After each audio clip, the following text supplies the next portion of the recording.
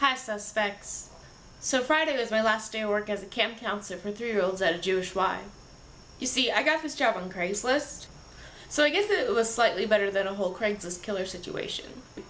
Well, I originally applied to do inventory in the kitchen.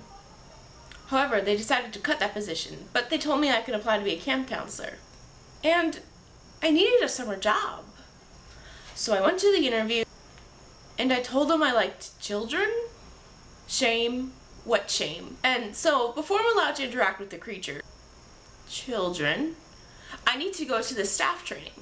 And we all sit in circles and pass around Play-Doh and discuss how children are like Play-Doh and how children are not like Play-Doh.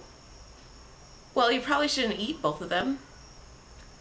And you probably shouldn't leave one in a hot car, because that'll just dry out the Play-Doh. And if you have a lot of Play-Doh, you might wind up on My Strange Addiction. But if you have a lot of children, then you get your own show. 23 kids and reducing. Damn you, social services. After the Play-Doh, we had to name somebody who we think would be a really good camp counselor, hypothetically. And the other people were like, gold in my ear. And I was like, Stephen Fry! He's charming. He's funny. He's really talented. He's technically Jewish. This was one of the many signs pointing out that I was not going to have anything in common with the other counselors. Oh well. But once I was properly trained to be Play-Doh, I started work. And most of the children were fine. Well, except for one child. She was a demon spawn. I mean, if I was her parent, I would be embarrassed to be associated with her. In the future, it's highly likely that this child will end up on some terrible reality TV show, where she belongs. Because awful people, no matter what age, should only exist in the context of reality TV. This child had no redeemable qualities. Neither did her mother, but that's a whole different video. The rest of the parents were slightly better.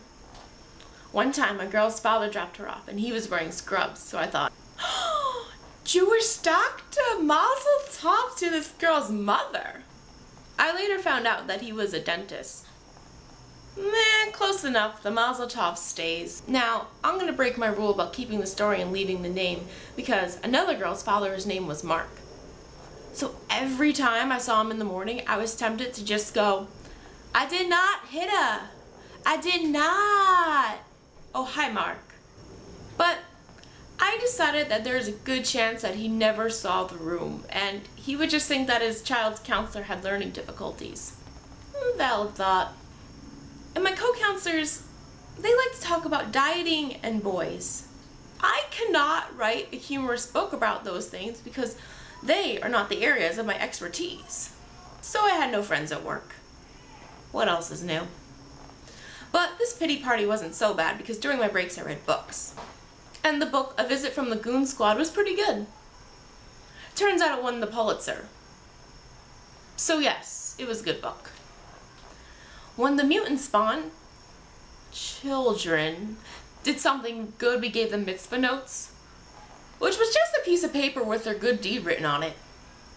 Well, you could have written anything because the children were 3 and they couldn't read, but whatever. Literacy or not, those children loved mitzvah notes. And the parents would write mitzvah notes for the children, and I think they would like use it as leverage against the other children.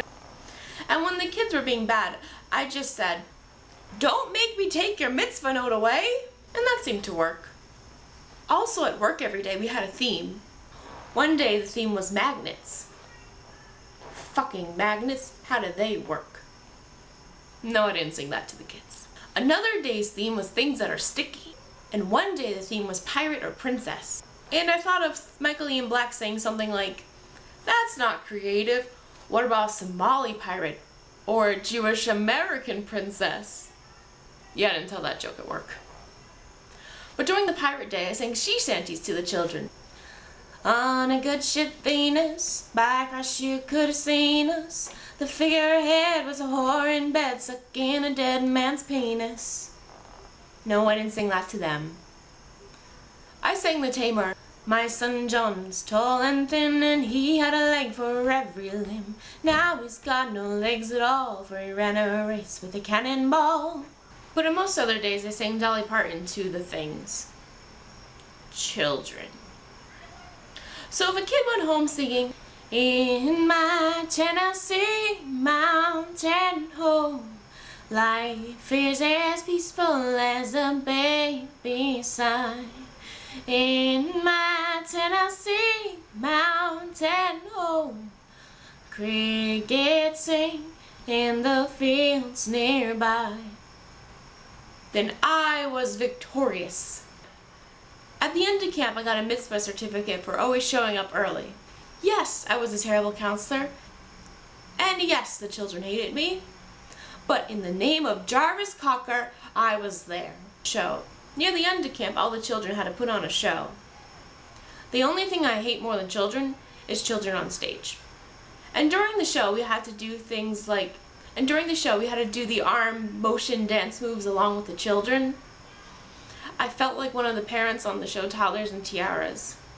In the show, they sang songs like, "Uptown, downtown, all around the town, it's kosher all day long. And we will never, ever, ever eat milk and meat together. So join us and sing the kosher song, la la la la la la la." All the while, the counselors danced in the background with giant kosher U symbols. No one thought this was funny except for me.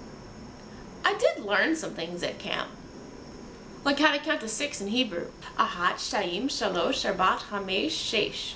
Can't go any higher than 6. While most of the children did not like me, there was one boy who, for some reason I can't explain, liked me. So I learned that even if you completely suck at your job, and most people hate you, and you have nothing in common with anybody, there will always be someone who likes you. And that was my summer.